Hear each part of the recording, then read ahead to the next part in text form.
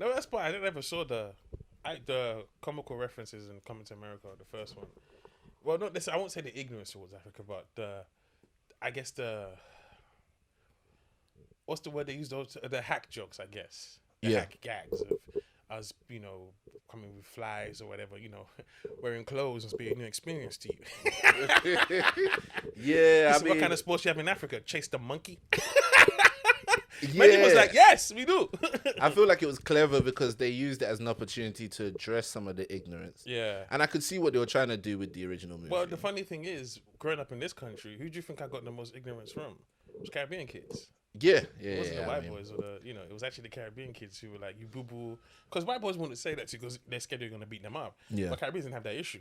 We would fight, innit? we just have to rock So it we have out. to rock it out. So they came out with it, And then times we didn't even have the balls to say, we would just cuss them back, but we didn't actually cuss them in terms of, negative terms to Jamaicans. But that came later. When we were kids, we didn't really know the house situation. I assumed everybody grew up like me. Okay. So you wouldn't be like, where's your dad? Or you got bare kids or anything like that. You didn't know that. You'd just be like, and that's why we couldn't cuss Jamaicans. Yeah. Because they weren't cussing us based on being, you got big lips or this and that and that. It was based on really ignorance of your heritage. Yeah. Being African. I heard these things, I didn't see them, Right. but what I've definitely felt palpably was that Caribbean seemed to be in the majority in terms of black people that I met. All the time. And they seemed to be cooler. I don't know what it was that I got into my head from such a young age. Their names were not like ours, and their parents spoke. Yeah, but you know how some people will be like, ugh, you don't even have a proper solid strong name. I don't know why I didn't have that pride at a young age. In a name. In like, if let's say someone meets me and their name is Jamal and my name is Ola, I'll be like, just call me Ola. Like I'll try and explain myself. I wouldn't be like Jamal. What does that even mean? Right, but which tribe are you from? Because you've seen Jamal draw the chicks in, Fresh Prince of Bel-Air. This is my cousin Jamal. Jamal. No one's introduced him. This is my cousin Ola. It's my boy Funmbi. So you're saying it was media representation? It's all of that. That's what made those things validated, because you'd heard those cool names. You'd never heard your name. No one ever said, come out the line, touching, and then I'm going to the goal. It's Jason Mackett. And it was like, oh, Jason scored. Yeah. Nobody at that time was saying, I'm going to run. Oh, I did it to me. What's a goal? Nobody was praising those names. Fair enough. Fair. So that's why we went into a shell of, we are not, our world is primitive and not cool, and their world is. Jamaicans were just the acceptable black. We were both going for the same thing. When did you first make a non-Nigerian listen to Nigerian music? A non-Nigerian? Yeah. I don't think I've ever done that. I definitely remember like a marked moment. Like there was a time where it's normal for everyone to listen to Bashment or Dancehall or whatever it is. That was on the charts. But I remember when I went to Nigeria for Christmas holidays and like Two-Face, Keep On Rocking, African Queen, that time, that first album that was popping. And I came back and it's like my eyes were lit up. I was like, everybody has to hear this. What do you mean? I was making my white friends listen to it. I was like, look, it's not even your style of music, but you have to understand how much of a banger this song is, right? Because I was just so sure of it and so convinced. Everything up until then, I might have assumed that like our music was special interest. Like if you're Nigerian, you know. If you've been to the hall parties, you know. But at that moment, that was the moment I felt like, nah, we're for the world. Everybody has to understand this. And now, if you look at it now, and you're like, well, obviously, now everybody listens to Burna Boy. It's like, okay, it's clear. And you even had that joke in your set about how people come up to you like, yeah. And for me, I'm like, I love the fact that I've seen that change over time to the point where now you got Caribbeans complaining, oh, this Afro beats, or don't bring Afro beats to Carnival, that's our time, or they really feel like Afro beats taking over. And I'm like, I don't even see it as a taking over, but I just see it as like, I love to see the fact that now we recognize that our value is not just But can you see for how ourselves. people will do so much to preserve their cultures? So when you look at racism and white people and stuff like that, wow. If you really understand it, if you really look, they did everything they did to preserve their existence. Yes. If that meant shitting on everybody else, British culture is gonna remain, baby. That's what they wanted to happen. Yeah. That's why when you look at England, it's England. And I mean that in a sense where when they look for representation in this country, when you say, well, why are there not many black people on the England football team? Because representation to them is just as important as it is to us. Yeah. They need to see a Wayne Rooney. They need their kids to say, I could be Wayne. Yeah. I could be Dave. Yeah. They need to believe that. And unfortunately, if it's a bunch of black kids, they will not see that. And maybe, you know, it makes sense in terms of how they've depicted Jesus. And Absolutely. how they've so told that you the could world continually, stories. and that's why when white people, especially white men, walk anywhere on this earth, there's a sense of trust. There's a sense of believability. I'm going to pay that in a minute. Yeah, of course he will. He's a white man. Why would he not pay?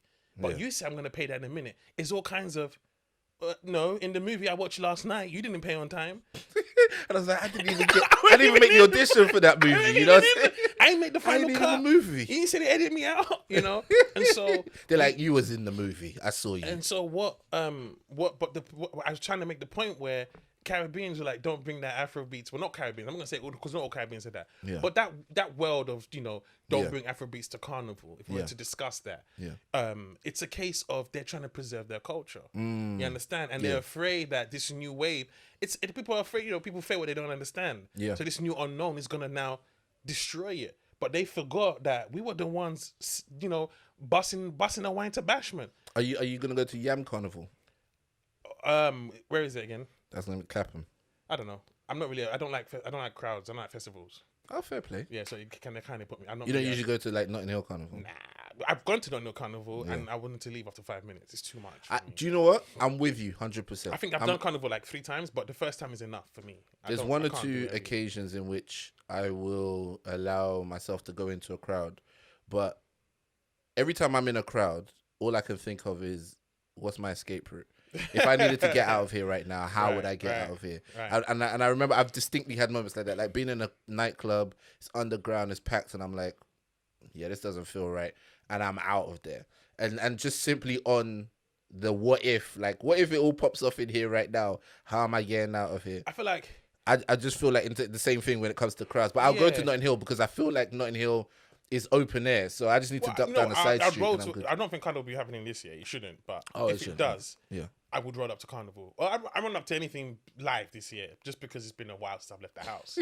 But as me normally, Funmbi, like even when I did Wireless Festival, you know, it was a lot, but you know, I'm performing. Yeah. But and then I had the man them come down, so that was cool. Yeah. You know, but more time, I'm not really let's go to a festival crowds, and I don't know, my attention span is really weak. So I don't get to. I'm too unfold. It's just too much. I need to get out. You know. But I was saying. Is it like overstimulating? Is it like there's too much happening? It's too much, and there's too many people, and I'm a chill guy, innit? So I don't mind being backstage and just standing on the side. Yeah. And I don't get me wrong. I want the hype. I want to absorb the hype. Yeah. But I feel like I've been there as well. Like growing up, I used to, you know, you go for your little hype days, but now I can't take the mad crowd. I don't even like concerts. It's too many people. But I like to sit down. You know you're a performer, right? Imagine. But I'm on stage though, innit? So you got the most space. You're like, ain't nobody coming up here. I'm good. You lot are down there. But even as a performer, you know, people ask me, you know, would you want to do the O2 one day? And that's kind of daunting to me, you know, because it's too many people. I heard, I was speaking to a promoter and he told me that I can't remember who it was. I can't remember if it was like the Monty Python guys or something like that. Some kind of like old school British establishment act. They were talking to them about how they got a chance to do the O2, and they were like, "Nah, it's not really our scene. It's not comedy venue, blah blah blah." As the guy was talking, he just pushed over the contract with the numbers on it. The niggas was like, "Yeah, okay then, yeah, we'll do the O2. It's fine. You don't do the O2 because you love comedy. You do it because of the money, bruv. The money is nuts." No, yeah, but it's not about the money though, is it? For you, yeah, yes. But I mean, I did say for me though. And fair play. But I'm telling you I'm not telling you why I don't understand why people do it. Yeah. I said for me it's scary because it doesn't work. And my thing is this: it doesn't matter how much money I make. If I watch the product back and I'm not proud of myself, that hurts more. The money's not going to compensate. Don't you think it's a new skill though? It depends. Because I feel like Chris Rock, for example, it didn't work. I feel like Chris Rock, in a comedy club is different from Chris Rock in an arena, in a big theater or in an arena, right? And I've never played an arena, so I might go, this isn't what I'm used to. What's the biggest room you've played? Those, you know, the Amsterdam gigs. You know the big gigs on Amsterdam where it's like Bounce. the bounce. Okay. So, thingy, John Simmet. Yeah. So at first he used to have You've some. not done Empire or Shepherd's Bush. Pardon? Empire or Shepherd's Bush. Like the Empire. I haven't done those. Okay. Yeah, but the ones that he used to do out in Amsterdam, Rotterdam, those ones were like 2,000-3,000 seaters in like an old factory that's been reconverted into something. The one in the one in Rotterdam was dope. The little nice when I did it was a nice little theater. Oh, a little theater. Nice theater. It was a nice theater. Okay. Yeah. I mean, to be honest, there was 3 rooms, and I just remember one of them was like a converted factory. One of them was like a big theater. No, the other 2 were big theaters. Okay. But they were like large venues. You know what I'm saying? Like they're decent size, and I'm cool with that. Yeah, I love it because I feel like they've done the acoustics. You know what I'm saying? They've done the tiered seating, all that kind of stuff. But whenever I would always say like, oh, the arenas, I haven't done it. But then I always think like, I've never done it before. Maybe there's a skill to it that I haven't added to my belt yet. You know what I'm saying? Like I know how to play a small room and I know how to play a theater. Learning how to play an arena is probably just another skill set. I mean, I've done it. I like theaters. I like the theater, man. I mean, theater is fantastic. Theater's good, man. That's a Hackney Empire. Although the funny thing is, every time I've done Hackney Empire, it's never been my show. Okay. You understand? So I've never been happy with the stage per se because it's not set up the way. You did Catford. I did Catford as a one-man show. For your show. Again. Okay. Ooh, that was interesting. You know, I wasn't a great comic at the time. So even though I look back in that moment with fondness, I look back at it like... Was that coming to London? Yeah, coming to London. I remember the promo video for that. When I you had at airport. Prince Hakeem. Look at that, bro. It comes full circle. Prince Hakeem, and I'm just like walking through. It's like coming to London. And I did that at Catford. I did John Bishop's show at Hackney Empire. Okay. That one had the live at Apollo setting. Yeah. The, John Bishop live backdrop and but again, it's a recording. So it's not your show, and you're introduced, you have the moment, and again, I always used to come on them times, almost too humble.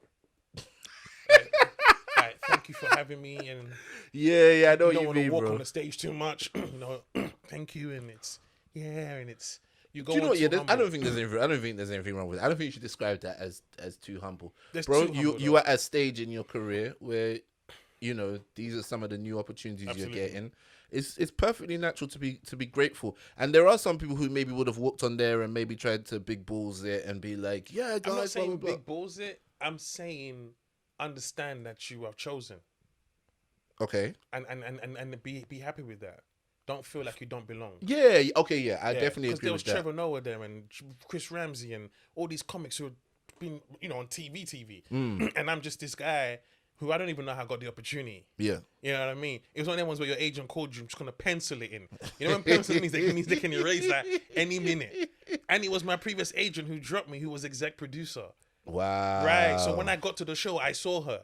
Okay. And she dropped me. When I say she dropped me, she didn't email me herself. It was a generic email. Bruh. She put you in CC. I just knew somebody dropped me. I don't know who typed it though. You know what I mean? And that bugged me. I wanted to know, was there a personal touch to this? Or was it just bounce? Because when I came in, it was all tea and coffee. But when I saw her, when I signed to the agency, I'm not going to say the names because we don't want, trouble. But when I signed to it, she said, I know I can change your life. Bruh. She finessed you, though. I said, and my life needs changing. Hey, girl. But she hit you with the boys to bed. Hey, girl. I could change your life right now. She hit me with the R&B slow jam voice, girl. I know it's been long. It's been long. You've been working on your craft. You've been working so hard. And I so could change your life. You're right, But when I did get there, she was lovely, and I hugged her and I said hello. Yeah. And I learned a lesson there as well. When you get dropped or whatever happens in your career, try and always maintain a level of professionalism, grace and decorum, right? Do not show out or update statuses of bitch ain't had a good company anyway or nothing like that, because you don't know tomorrow and things happen for a reason. And if I was that guy, if I did do that, she would. My 4-4 make sure all your kids don't grow. If you go and drop that now, and if I had done that, she would have cop blocked that opportunity easy. And so speaking of my 4-4, make sure all your kids don't grow. Tupac quote. What's your Tupac quote? It's funny because this one was it's kind of like relevant to the time, I guess we're all in, and it's from Until the End of Time. Okay. And it's a really great Tupac song. It's on the Until the End of Time album, and there's an original version on YouTube as well. But he says the line, it's a small thing being true. What could I do? Real homies help you get through. They come in you. He did the same thing if he could, because in the hood, true homies help you feel good. But the line I wanted to get along was, it goes, the hard times make a true friend afraid to ask for currency, but you can come to me when you need me. I'll never leave. I'm someone you can believe in. But that line, the hard times make a true friend afraid to ask. And it's so... The hard times make a true friend afraid to ask. My goodness. Because, you know, you're going through so much hard times. Yeah. And you're afraid to ask your friend because there's a pride in you. Yeah. And you don't want him to look at you a different way. You know? But that's what's like, but you can come to me when you need me, you know? Yeah. Because he knows what it means to go through hard times and want to ask somebody, but not feeling that he could. So he's saying the song, you know, the hard times make a true friend afraid to ask. And I've been in that period, in this lockdown period, where I've been too afraid to ask. And I'm not even saying money now, just for help. Yeah. Just for anything. Yeah. Just to tell someone that you're vulnerable and you feel weak and you want them to help you. It's a lot because, you know, you feel a sense of helplessness. You know, at this point in your life, you should be able to be self-sufficient. How you still dealing with this nonsense, you know? Yeah. But if you're a true friend, you know, that person will know what's going on. I know this ain't you, bro. It's good. I actually got you. Finally, I can be a friend. Yeah. Are you at me right now? I feel like I missed something right now. Like if you were a real friend, Ola, you would have asked how I was doing on the 26th. But it's just for something for us to all learn. So now, when I've gone through that, if I'm now, you know, it's now my job to say those kind of words in whatever I write or talk about. Because Pac did that. I've been in that position. That's why I'm not going to put that in my words. The hard times make a true friend afraid to ask for currency, but you can come to me when you need it, you know? And that's why it's like, it's a small thing being true. That's what the next line comes. It's a small thing being true. But it's so hard to be true, you know? You know what? Sometimes I feel like the reason why I enjoy this Tupac quote every episode is because you skip over a line like that. Like, it's just rhyming and it's just bars. You keep going. It wasn't until this week when I was feeling something. Yeah. And I got that help when I cried for it. And he just said, the hard times make a true friend afraid to ask. And I was like, rah, man. That's so... And you're right. And I don't mean that you skip over it. A lot of people, when they first want to listen to Tupac, what is it? Hit 'em Up, California Love. Of course. All the bangers. But it doesn't give you an essence of who he is or his music. Speaking of that, actually, quick segue. We were in the car the other day. You said you don't really care for like To Live or Die in LA. It's not and yet banger. You quote it all the time, bro. When? You quote learn how to think ahead so I fight with my pen. Bro, that was a bar though. That's a serious bar. And I was like, hold on a second. It was like as I was driving off, like I dropped you off when it came on. Right. And then you were like, yeah, I don't really mess with it like that. I was like, To Live or what? And as I was driving off, I was like, learn how to think ahead so I fight. He says that all the time. What's he talking about? You love that bar. You know, the maddest thing about that song, it's like, at the end, it goes California Part 2 without gay ass straight. Like, really? Like, yeah, that didn't feel good, man. Doing so great. It didn't feel good. Did you need to? It didn't feel good. And plus, it's like it's a tribute to LA song. California You've Love done a Part great 2. radio song. You didn't have to throw that, but that's Pac. He's just Yeah. not gonna hold back. Yeah. But I say that to say there was a line in there when he goes, "Nigga got smoked by a fiend."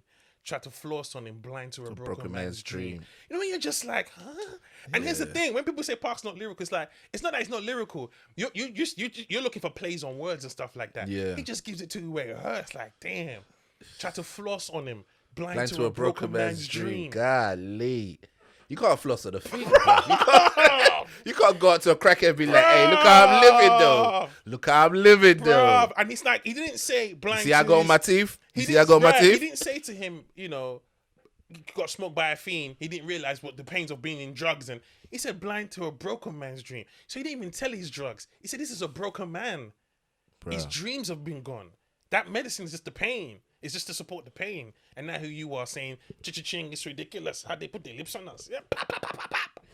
But yeah, that was a quote for the week, man, because it was just something everyone's going through it right now. Yeah. And so I guess in essence I'm trying to say, you know, don't be afraid to ask. There's true friends in your life, you know, and you can Hard lean on times them. make a true friend of faith. Ask. You know, but you can lean on your true people. That's why I said, because in the hood, real homies help you get through. Can you For imagine real. being in the hood? You really needed real people in your life For just real, to make man. it through. Bro, And do I'm you know what? talking Yeah, about- it's not even. This the thing. It's obvious. It's more heightened when you're in the hood or you're in a desperate situation, bro. Even in Edinburgh, just simply Bro, having you that guys to come camaraderie. back Yeah, to, having that friendship, man. having the friendship, having Def Yeah, Comedy Jam man. to watch and so on. Yeah, Bro. because you know the maddest thing, and this is not even to throw shade on anything, but going to the loft bar and stuff like that. Come on, man. You could only do that like once. I think I did it once. Bro, And because yeah. I just didn't feel comfortable there. Yeah. You know, I remember when we were there, it was me, you, Dane, Marlon, and all of those, you know, a bunch of other comics, you know, and we were all black, and we were all standing in the loft bar. Because we had all gone together, I think Jason came out that time as well. And we'd all gone together, and we were jamming and just talking. And then Dane was like, you know, gonna have to leave. And we were like, yep, because, you know, we didn't want to make this a black corner. And that was our mindset. And the worst part is there was a white corner every corner we turned. But it worked better if we were in little dots of those corners as opposed as a collective. And anyone can, I hate that, but anyone can say, oh, it's all in your mind for me. No, it's not. Because when we were standing in Edinburgh in front of the Tesco's and, you know, a promoter walked by and said, we looked intimidating. Yep. Now, that was on the first, that was You the were next holding day. Pak Troy at the time, bro. Pak Choy for chicken noodle soup that I was going to make for us that evening. Chicken noodle soup. Mad. And the maddest thing is that was my first day in Edinburgh. Like, you tell me that my first fucking day, and I'm supposed to walk around there thinking, how am I supposed to walk around that place for the rest of the time? Bro, I'm for born real. a fucking suspect. We were just standing there as well, just having a chat. talking. The only reason why we're all hooded up is because why? It's fucking cold in Edinburgh. Bro. But we look like we're about to hold up Tesco's. She said anybody that walks by will think you're up to something. Why the fuck would they? I'm getting upset about it now. Yeah, Because it's actually getting why back would to they think that? Nah, you have to let that slide, man. She's wild because, like, I've got a joke about something she said to me. Oh my god! You know what? Yeah, but you know the worst part? I was on some, let it slide. Yeah. For the woman. Yeah. You were like, what? Like you wanted her to repeat herself. Yes, I did because do you know why? Because it was the second time for me. You know what I'm saying? Like in a previous occasion, I've told a joke about it. Yeah. So if anybody goes to YouTube right now and types in Black Comedy Award, Yeah. you will find the part where I talk about a promoter Yeah. who says that me and Nabil can't go on back to back because we might confuse the audience. Yeah, man. You see what I'm saying? This is the same person. So but by the time she's saying this to me, I'm saying everything I wish I said the first time round. Do you know the most First time painful round, I part? giggled it off because you know that uncomfortable laughter, like, You know the most painful part? That same competition you in a bill audition for, I won it. bro, look at life. And then she still thought I was intimidating. Bro, look By at the life. way, I'd won that competition. The reason I was in Edinburgh was because of that competition. Mad. It Look at gave me life. the leg up. Look at life. And you still think I'm intimidating? Look at life. God. I mean, Hey, if there's do you know what it was? Do you know what? We are intimidating when we're together. That's the point. That's the By point. myself, And I wasn't. By yourself. By the you're way, you saw the reports Time Out wrote about me. Yeah. He's non-threatening. He's unfriendly. I never liked non-threatening. that. I never liked it, bro. Forget. But let's look at that. Friendly, non-threatening. I'm in Edinburgh, just chilling with the man. There, all of a sudden, my mistake. Tupac in this motherfucker. Like what? Bro, for real. And you're man. damned if you do, and you're damned if you But don't. why is our identity remember constantly when, attached to some version of threat? I remember when I came on stage, and my agent came up to me and he was like, "You okay today, Funmbi?" I said, "Yeah, I'm cool. What's wrong?" He said, "You looked a bit gangster today." I'm done, you know. I said, Man said you looked a bit I gangster said, today. When do I look fully gangster? Man said, So I said, huh? man And said I you were said, looking I said, 0.25. why'd you say that? He said, the big smile was in there. I said, which one? In my mind, you know when you're racist, the devil's come out on your shoulders. Bro. They were arguing, which one was worse? Which one we going to deal with? You look gangster or the fact that you didn't have the big smile? Nah. Do you know what? Yeah, You know what? You can't say to a black person, big and smile. It just doesn't work. It's too much. It's just... It doesn't work. Yo, everything that comes to my heart when you say, like, go on for me, give us the big smile. I'm like, The big smile. And here's the thing, I'm a smiley guy, but not because it's just the nature. But it's not giving to the big smile. And Do do you know what it's bugged a me the tough most, thing. Ola? Do you know what bugged me the most? Because I'm not mad at him. yeah. I'm mad at the perception of me in society that I didn't even warrant. Do you know what's tough about it is that there's nothing wrong because I think in general human beings feel like people who smile are more pleasant. That's why smiling is it's an That important wasn't the social wrong cue. part. But his wrong part was equating to me looking gangster. That's my point. You know what I'm saying? So it's like If he was just like, oh, what's going on, What's Funms? wrong for me? You What's- stressed out. Yeah. And you know the worst part, I was stressed. Show Edinburgh was coming up. I'm trying to Yeah. get the material right. I'm workshopping material. He didn't give you a full range of human emotion. No, and that's black. That's was what like you black got people angry don't get. and you got big gangster. smile. Right, Yeah. you got gangster and big smile. Yeah. And I noticed that again performing at the Comedy Store, and I told a girl to shut the fuck up because she was talking while I was on stage. Yeah. And you know how that shit is. Yeah, bro. For just a comedian, it's Yeah. disrespectful Of for course, any of comedian, course. not just me. Yeah. And it's like she was doing it, just proper chatting, and Mm. I'd already told her. But when I said shut the fuck up, the whole room realized there's a black man on stage. Oh, facts. Facts. They're like, oh, straight out. Shit, even I realized where that nigga come from. Oh shit, he jumped out. I had to tell him, come back in. Bro, do you know, I'd love to see one day. What's his name? Pryor had a couple moments where he was just like, bun this. I'd love to see your bun this No, I moment, can't, bro. man. I'd love to see it. I'd love to see. When Pryor did bun this, Yeah, when he told him to kiss his ass and everything, he just went off. bruh. I don't think I need to. I don't want to ever have that meltdown on stage.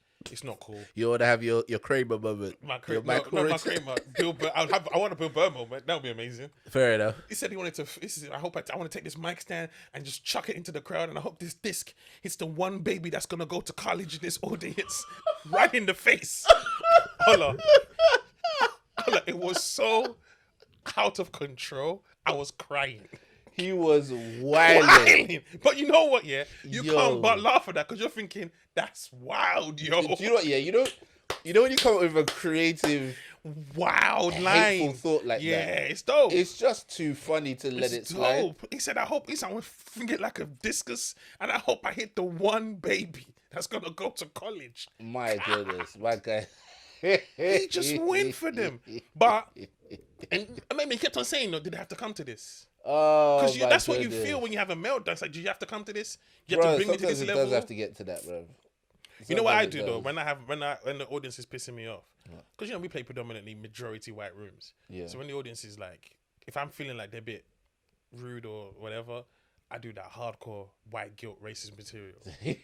Like I go in. Oh, you want to ruin my night? Yeah. So Give I me do 2 the secs. I do the I ain't done this routine in a long time, but I do the slavery and the slave movies routine. And I talk Okay. about 12 Years a Slave. Yeah. And how when that film came out, everybody was, and I said, there's only been like 3 slave movies. I keep saying slave movies repeatedly.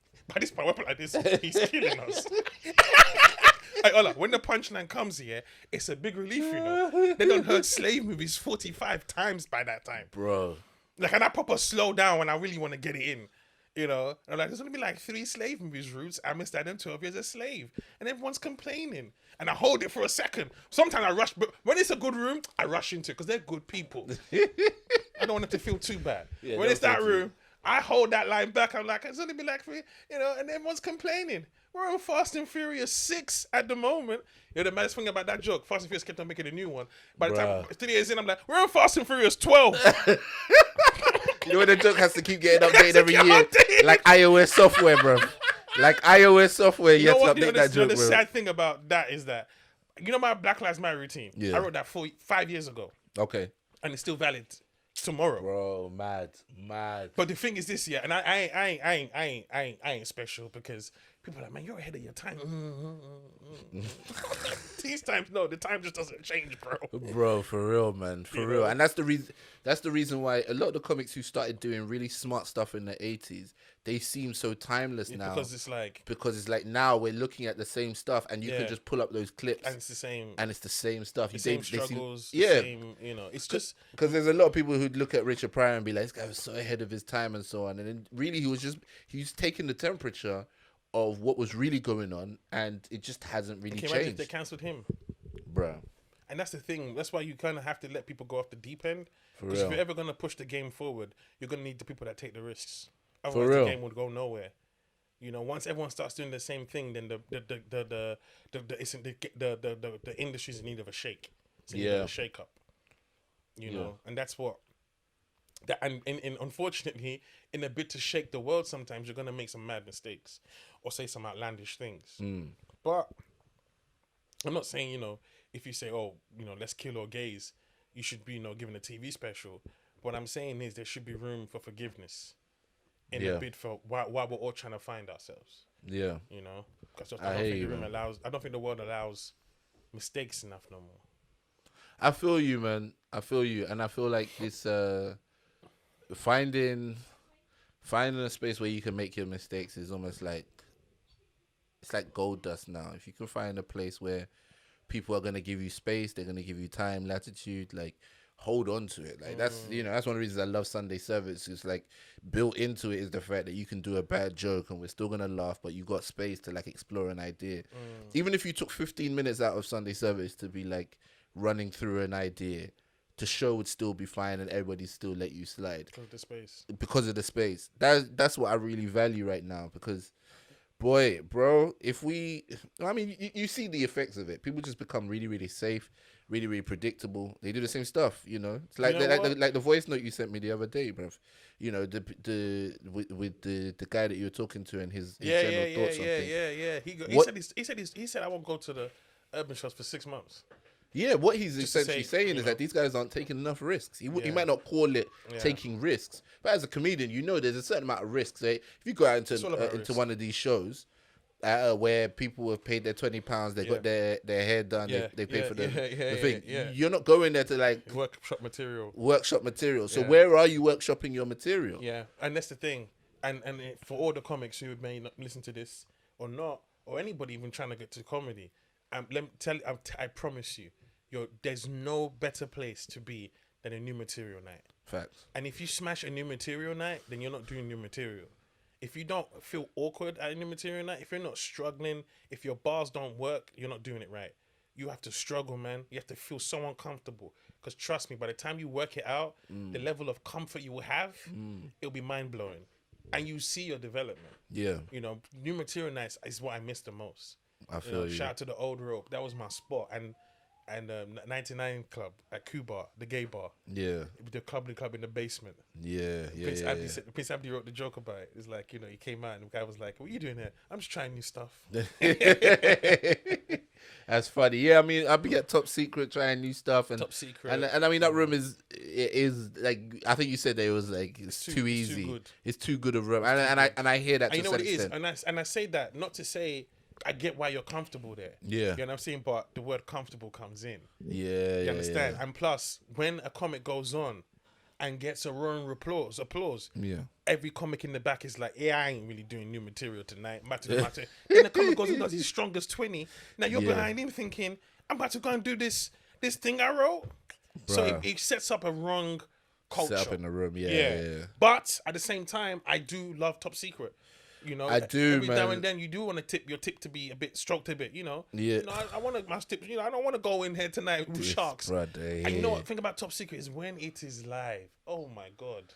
When it's rocking, it's rocking. It's like a rock show. And to be honest, the couple times that I've been there to do like new material after work, like I've been at the day job all day, and then you just like let me drop in at the club and go on stage and say some stuff.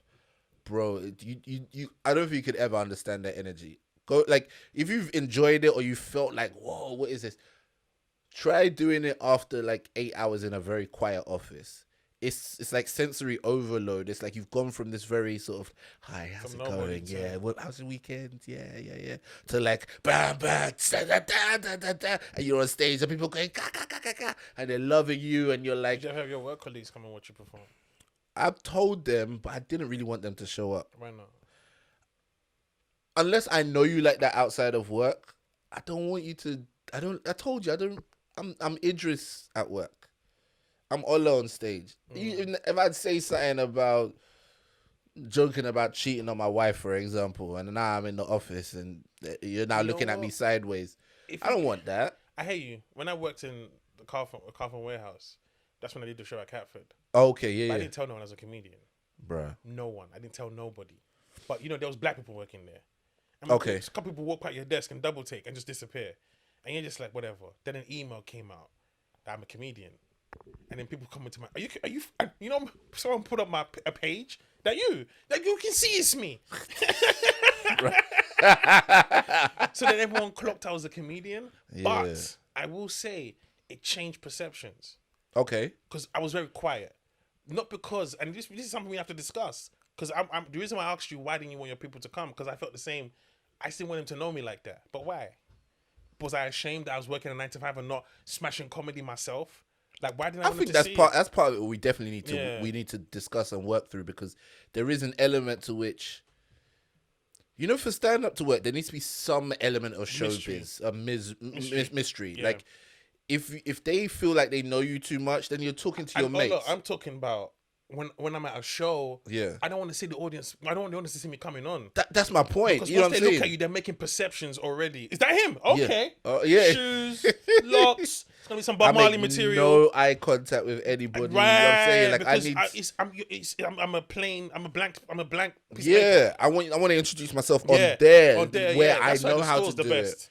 it. Bro, exactly. They're all great shows, but the store is because you come from the back door. Exactly. And you're on the stage. Hey, I tell you another one. The boat. Because you just draw the curtain. You come out. And when you come out in the boat, they're right in front of you. Yeah. And that stage is mad. When that room is rocking, bruv, you can... I'm out. Right. But, so, you know, I understand what you're saying, to be fair. And that maybe that is part of it, because... You do need I to feel keep like like if a they boundary. knew me, and another thing is when people know you're a comedian, they think you're a comedian means you're funny 24/7. Bro. And so now they want jokes, and they want, you know... You say something that's not funny, not that you intended to be funny. You just said something that's not really funny. Neither is your mum. You know what I mean? But that's not what we're talking about right now. Nah, I hear you 100%. So man. you try and keep that away from. Yeah, But when they found out, and I feel like the more and more I've built a public life, I've cherished my private life. right. So there's stuff I put on social media, but I won't put my family on there because I'm like, Of course, I love the fact that you this is blur for out you. Toller's face like he's some criminal. Yeah, Like it's she's some a refugee criminal, bro. wanted. She's a criminal, bro. The Put my wife. scribbles You even mentioning my wife's name on the pod, bro. You know what I'm saying? Like, I don't even. I mean, I've mentioned. I've done a whole. You did a DVD show called about Me with a T. Me without a T. Yeah, well, it wasn't called that, but I explained It's the not whole no thing. show. Yeah, Me without a T. I love when people do that. You know, I don't really like my personal life out there. So the song "My Daughter Is a Hoe," what was that? What was that about? It's like, of course, you like your person. Like, that's all you talk about. I mean, yeah, I'm very. The truth is this, Ola. The more we get deep into the craft, we can't put our personal life into it. To a certain extent, yeah, but I mean, it's the best. Do you really know? Like, I don't know. Do you know Chappelle's children like that? Yeah, one of them liked Kevin Hart, and he asked him for $250. Yeah, that's a. Another one was beating kids, was doing shit in school. But you see what I'm saying? Like, that's a very limited amount that he lets you into, right? Yeah, I'm not saying. I'm not saying say your kids. By the way, we. But Kevin Hart's children are like. We don't know his children. We just know of their man. Like, I got a damn son. Although the one when he called his daughter a whore, everyone kind of had a problem with that. Yeah. And I was like, you know, you got to give him a chance, you know, because it is wild. But he put them at the beginning of the special. He's upstairs with his family and his the kids. daughter was a whole line was because he needed a sign to. You know what I mean? He thought this would be some edgy material, right? He thought he will kick it, but he went left. It went left, bro. Simply because it's like he hadn't said anything. He hadn't done enough to allow him to get to that moment. Yeah. You know what I mean? By the time Chappelle says, you know, so I fucked her in the ass, you've heard enough wild shit to be like, yeah, this is the time. JJ. I'm trying to remember who did it. JJ had this joke. JJ? Oh, I told you about him the other day. I appreciate these little giggles you're giving a brother. He's a comedian that did Cedric the Entertainer's starting lineup. Okay. And he opened for Cedric when Cedric came to London. He's the one that does when his daughter's having sex, he's going to have to be there. That's what I was about to say. Yeah, he's the one that's like, put her leg down. She ain't ready for that. He ain't going to be doing all that to my baby girl. That's a really funny joke of like a dad, you know, basically dealing with his daughter's sexuality and her transitioning and him not being comfortable and so on. That was funny, and I feel like he would get away with that because he actually brought the funny on that one. I feel like Kevin Hart kind of got a bit lazy. Well, let me not say kind of got a bit lazy, but no, with the material, yeah. With the material, definitely on that bit. He didn't think it through.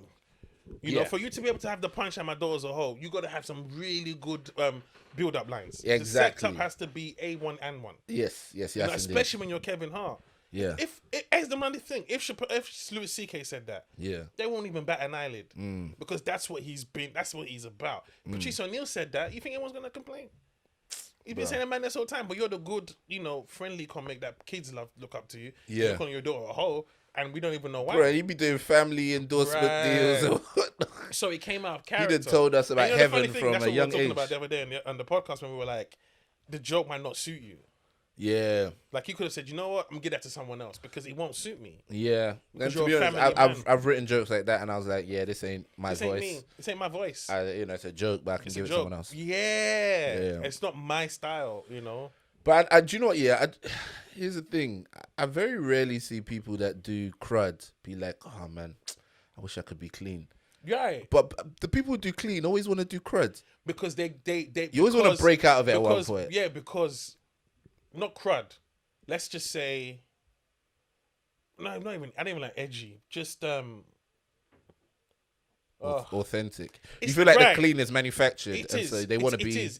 It's pod. It's Mace, or if you like Will Smith versus Method Man or any other rapper. Yeah. You know, it's funny how Will Smith on his raps is like all you rappers, write one verse without a curse, Yeah. which prompted Eminem to say Will Smith doesn't have a curse in his rap to sell records. Well, I do. So fuck him and fuck you too. Yeah. It's funny because just because I curse on my records, it doesn't mean anything. I'm just in a different place from you. Bill Hicks said his dad said to him, why do you always have to curse in your material? Bob Hope doesn't curse in his material. Yeah. He goes, yeah, Bob Hope doesn't have to pay the shitholes I do. Which is what I'm saying. Yeah, I feel So when you. people say, like one guy said to me, funny way one to thing I put like it. about your comedy, you don't cuss. This is me. Fuck told you that.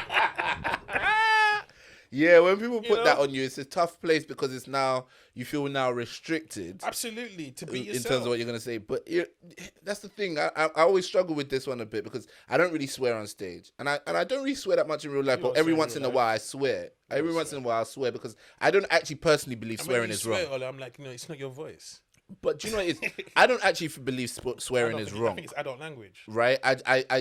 I just think it's a sound. It's a sound that we Right. came up with and we decided to get offended by Yeah. it. That in and of itself, it's not offensive. No. If I call you an effing idiot, Yeah. then I'm insulting you by the fact I'm calling you an idiot anyway. So the effing part is like it just shows the mood I'm at. exactly. It shows the level I'm at. It's just added expression. Yeah. But if I hit my toe and I say F, I don't think that makes me a bad person. Right, like, what I think it's a very stupid way to go about like. People say terrible things with the right language all the time. Do you see what I'm saying? So I think it's just a misdirection to like focus to pounce on somebody's word.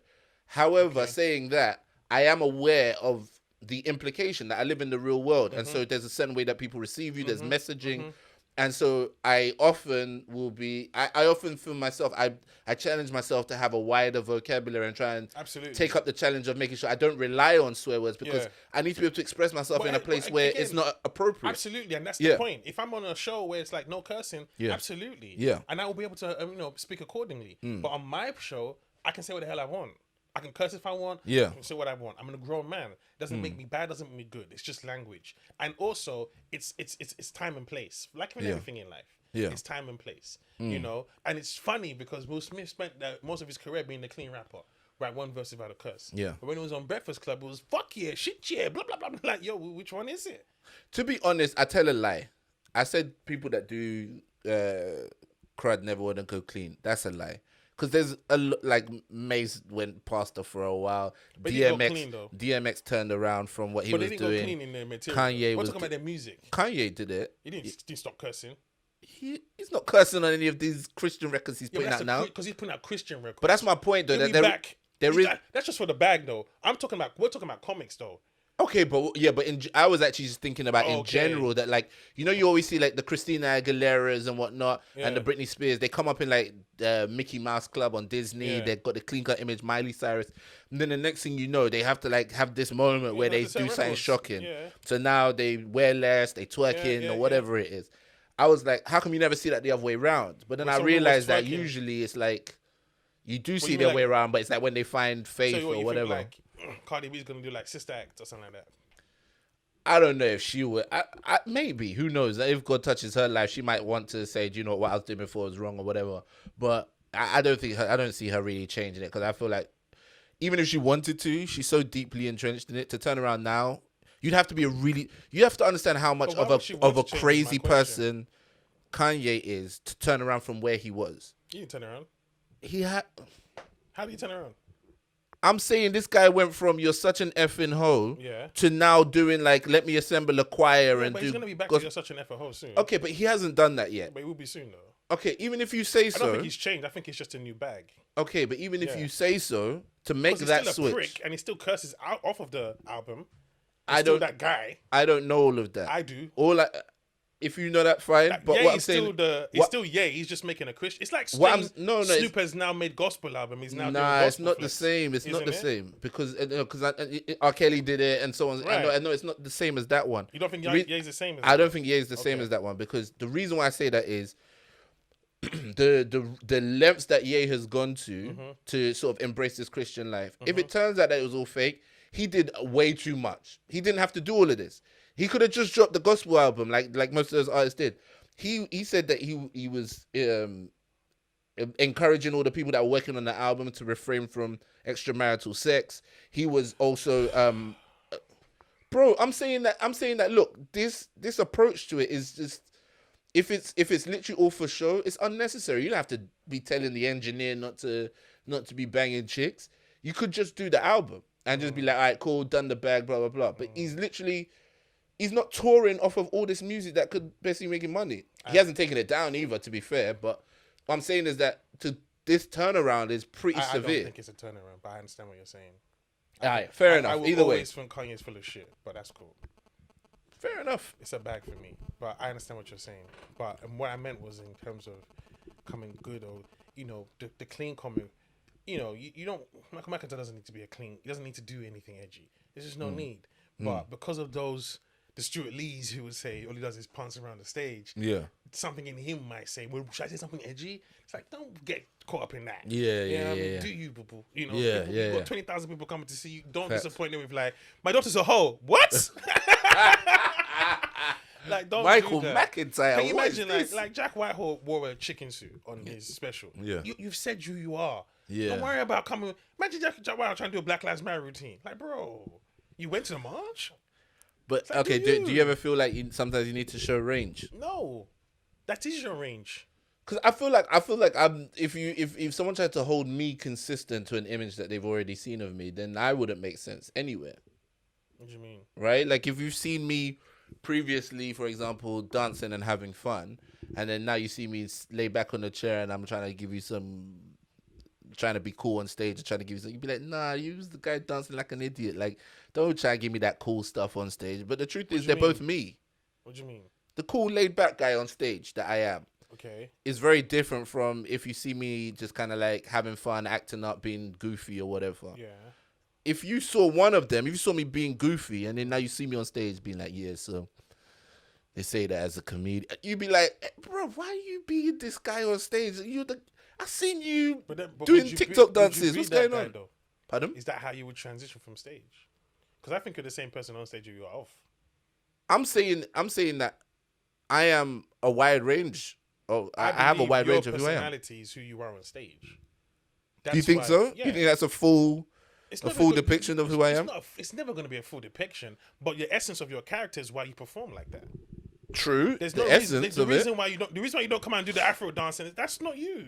Yeah, the reason why but you if do the conversation. But if you saw me dancing, I dance. So it's of like, course you dance. Everybody dances. You go to I don't expect you to go to a club and be doing routines. How can someone see you in the club dancing and be like, no, but let's say for example, I was doing some kind of, I had a TV show called Sunday Service with Ola, and they played the music and I come out and I dance because I'm having fun at my show. Yeah. People might be like, that's not you, but that is me. But who cares what people say though? No, but I'm just using it to address the point that you were saying about when you look at somebody, you'd be like, I know that's not you. It's very easy to make that mistake. I mean on stage, not off. Okay. I mean on stage. It cannot. That's not you. You don't need to worry about that. It's like Mace trying to do a a politically, charged song. You can see when it's not your bag. Oh, the people stand together. You're like, bro, that's the best you could come up with. Like, it's that cheesy. We can do it, and you're trying to rap with some depth. And it's like, bro, let it go. Like, Yo. just tell us where the party at. Girls in the way with the Bacardi at. That's you. Yeah, You know? yeah. Keep consistent to your brand. You don't have to worry about that because he's getting love, because he's doing this deep stuff. If it's not you, you'll get found out immediately. What's your brand? Who, me? Yeah. In terms of a comedian. Yeah. I'm a first generation Brit. I'm the watcher, man. I'm the foster child. I'm a child of a nation that is not my nation. And so my voice is that, essentially, you know, observing and trying to find my identity. I'm constantly trying to find how I fit, how will I fit, where will I fit. And my comedy comes from that that variable, if you like. It comes from that unknown place of having that Nigerian culture and the British culture. Having so much to say for this country, but not wanting to be heard. And, you know, having so much to offer, but not ticking the correct box because it's not being seen yet. Do you see what I'm saying? It's a long answer, but no, I feel you. I feel you 100% because I struggle trying to define my brand. Right? How do we define our brand? It's never been seen. Yeah, and to be honest, bro, like Prior to us, even when I try and use like the boys' court to try and like describe it, like this picture of like we're in the compound, but we're not in the main house, and I'm doing every single time is I'm trying to say, I don't belong. I don't fit. I don't belong. I don't fit in. The other day, I said I was in Australia. I'm a celebrity. They flew me out business class. Flew me back first class. Yeah, I'm on the set. I'm on ITV2. I'm talking to Laura Whitmore, Joe Swash, Stacey Solomon. But the whole time I knew I didn't fit. Yeah, facts. My voice doesn't fit here. Facts. My friend was like, but couldn't you tailor it? Then you make it fit, and then eventually, this is me. Once you pull your dick out, you can't just pull it back in. I did a tryout for a show that they were trying out for TV. They were doing like a run through with the production company, and they had it was like a roasting show. I think it got made in the end. They had one of the girls from Towie on there, and I wrote my stuff. And from the moment, you know that like shiny ITV celeb goss kind of vibe. That's what it was. I already knew I didn't fit in. The moment I knew I didn't fit in was when I dropped one of the roast jokes, and everyone went, "Oh, damn!" I was like, "We've been roasting everybody. Like everybody's been roasting." But I wrote something that maybe was, I don't know whether it was just a bit too real. What was it? I don't know. I can't remember what the joke was right now. Shame, you have to let that go quickly, bro. If I look up on my Google Docs or something, I could pull it out. But like, I wrote something that clearly was like, I know it's a roast, but damn. And I was like, oh, well, yeah, and just tried to like stumble my way through it. But the week in, when you done 8 out of 10, did you think you fit in? No, I didn't fit in. I take it like a skill set. I was like, this is an opportunity to promote myself and to show who I am, and there's a series of constraints. There's a format. How can you best translate yourself into this format? And I was like, do you know what I'm gonna be? I'm gonna be the person with some quick, funny lines. If I got a couple of nice clips I can take, I'm gonna be happy with this. If I can take out like 3 or 4 nice 1-minute bits where I say something quippy or clever or whatever it is, that's me. I was not looking to be like, oh, this is the new 8 out of... Or I would have loved it if they were like, oh, this is exactly what we want. We want you to do a whole season. But I knew it was never going to be me. Why not? Because I could see what they liked. I could see the kind of thing... I knew that already I was way too in my head for the show. I know that already my strong need to say something was always going to outpace, for example, Rob Beckett. Rob Beckett's... It's amazing watching Rob Beckett do, because he do 2-3 shows a night. So he's... But that gives him experience. It does. But you see him, he's going, right? But you also see how free he is. Because he's confirmed. He's booked for the whole season. He's not trying to impress anybody. He's free. And there's a moment on the first time I did it where he says something like, and you know what else can F off? Grapefruit. Oh, I hate grapefruit. And that was enough. It actually fed me a lovely line. It just came to me while I was sitting there, and I said, hey, what's the point in grapefruit when we already have a fruit called grape? and that gave me a line. I took it to stand up and everything, right? But I had to come up with something clever. He was happy to just say, oh, you know what else can F off? Grapefruit. And he got a laugh for it. And I was like... That's because he's in his house. That's it. I just wanted to be in my house. I just want to be in my house. I was there entertaining. So it's basically like watching me on Sunday service. Yes, to be fair, yes. To be fair, because yes. I tell you this, I only said that to say I would not be that. I would not be Sunday service for me will not be on 10 Cats. It will be the same Funmbi. It wouldn't. But you at Sunday service, there's a version of, you know what else can F off grapefruits that you could say there and you would absolutely pop off. I think one of the moments I enjoyed on Sunday service was when one of the good dudes that always comes, good dude, it was his birthday. Yeah. And he just turned 30. Yeah. I said, did you do anything cool? Anything nice? He said, I spoke to my mom, and I said, what, for the first time in 30 years? It's just like you said, that the grapefruit, it just comes to you. Yeah. And, but because I'm so comfortable in my house, I will let that off. But, bro, and there's times where you've tried to joke on announcements and it didn't pop off, and it was still funny. I don't remember that. Oh, you don't remember that? I can pull up the receipts right here. I had to work with getting more comfortable in that, because I always felt guilty when a joke didn't go off in front of black people. I feel the pressure. Yeah, we need to get off of that, bro. We need to get off of that, and I think that's part of the work that we need to do. We need to create rooms where we can fail, where it's low stakes, so we can fail. But I always say, in fairness to black people, when a white person comes in front of a black audience and he's doing the best he can, white people are like, he's trying. Yeah. Black people are like, he's trying. You give him some love. When a black person comes on, they look at you like, you should know better. You should know better. You know what the standard is, bro. Bring it.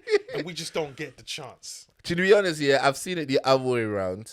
Absolutely, all the time. We were in South Africa.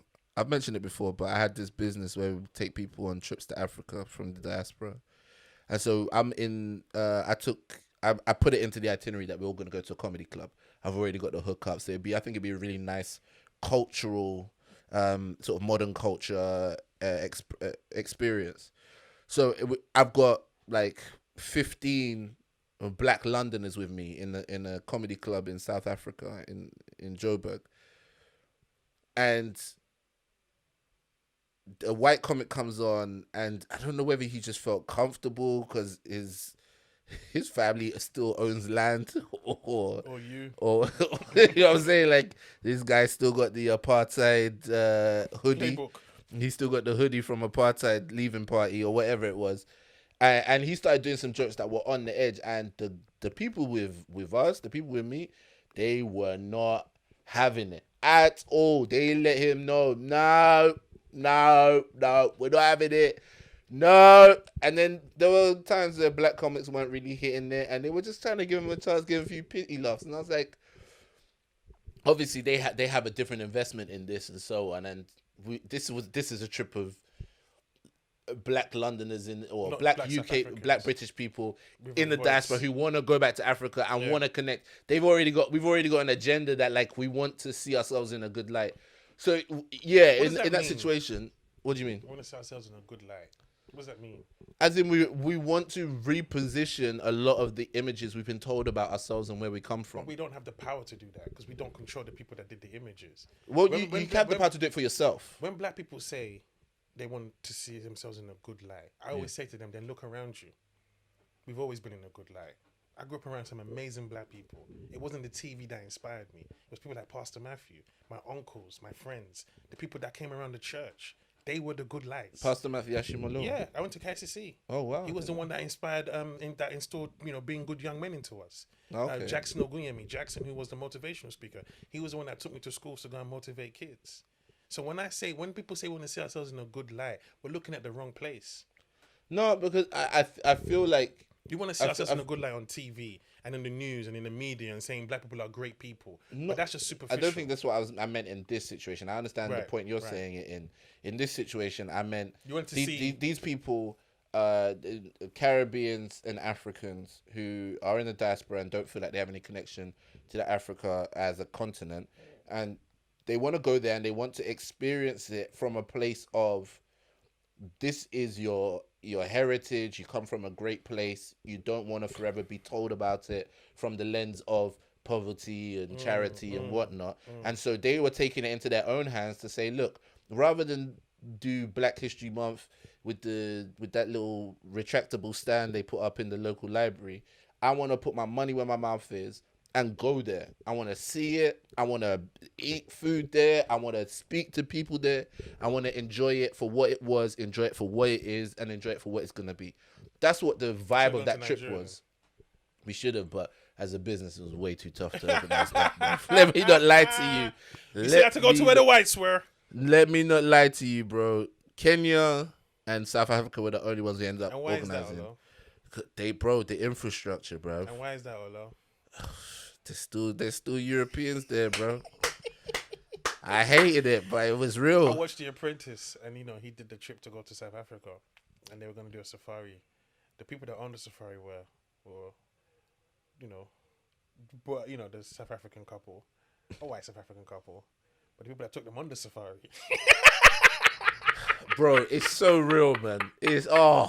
I saw it as well. Even in, I said, get yours, player, get yours. Even in we took them on a trip where we went horse riding, and the ranch was owned by white people. You saw them just walking up and down, just making sure that everybody was doing what they needed to do, and these damn near superhuman Negroes were out here taming wild horses and running, looking after the horses, and I seen these guys riding off into the sunset like real warriors, bro.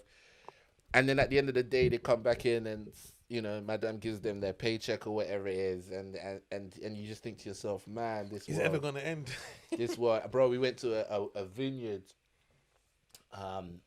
We went to a vineyard in Cape Town. Cape Town's beautiful, bro. I heard. But that's one of the places where it's really real. Yeah. Like that racism is really But that's real. why Cape Town's beautiful.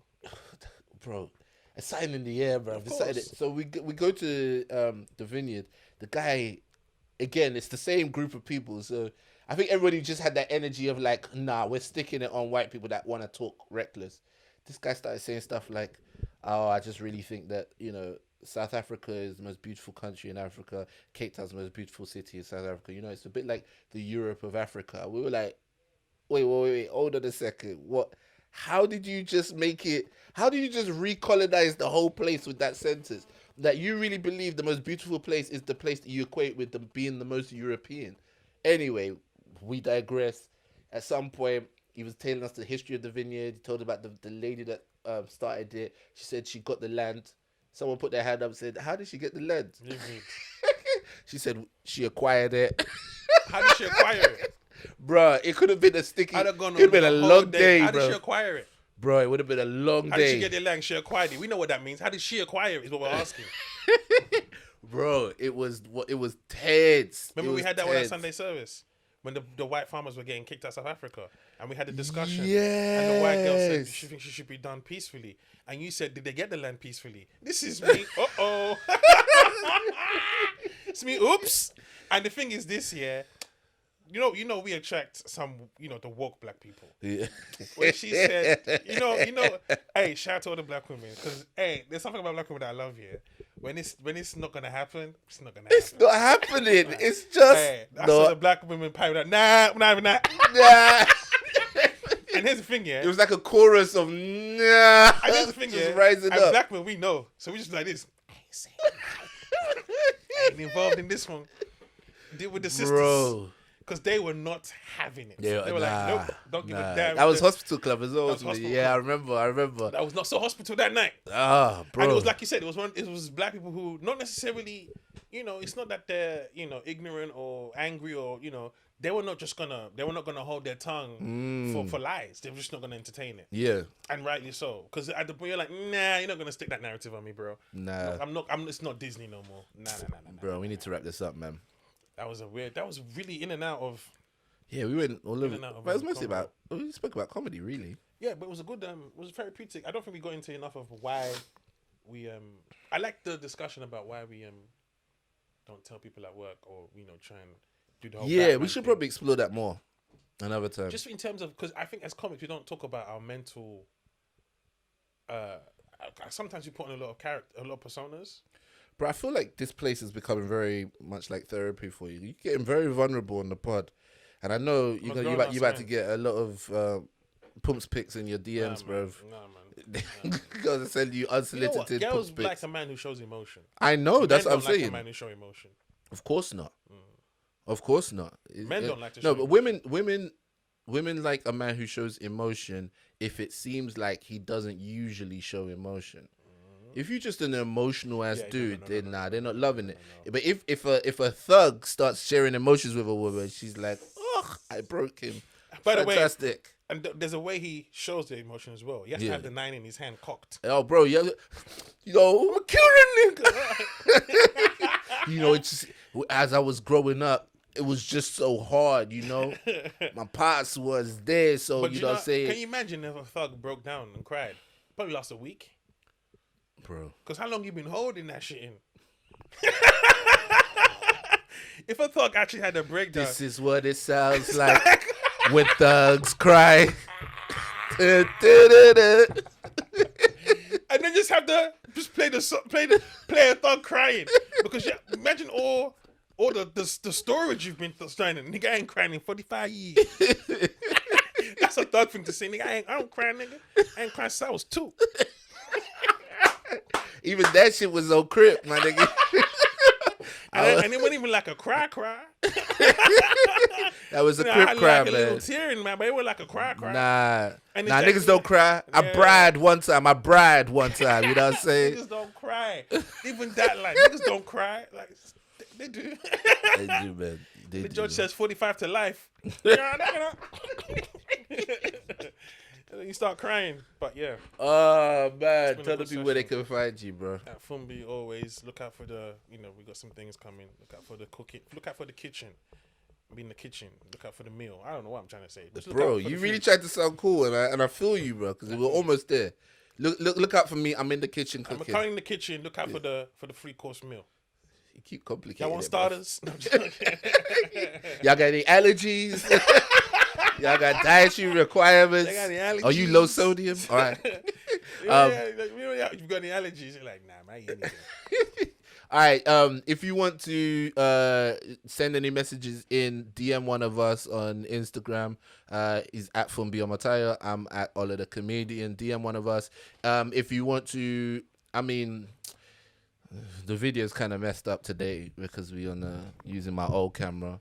But if you want to watch these on video, then make sure you sign up to my Patreon. From as little as £3 a month, you can get access to all the content that doesn't make it to the other social media channels, and just generally support the work. That's patreon.com/Ola the Comedian. I have a bit of a challenge going. If I get to 25 patrons, I'm going to record a video of myself singing the falsetto runs from I'll Write a Song for You by Earth, Wind and Fire. All right. If you want to see that, become a patron and get a few other people to join. And if not, you can always check this out on all the major podcast platforms. Make sure you subscribe and make sure you keep posting, sharing it. The feedback's been fantastic. Thank you guys for the love. Stay blessed. Peace. Peace.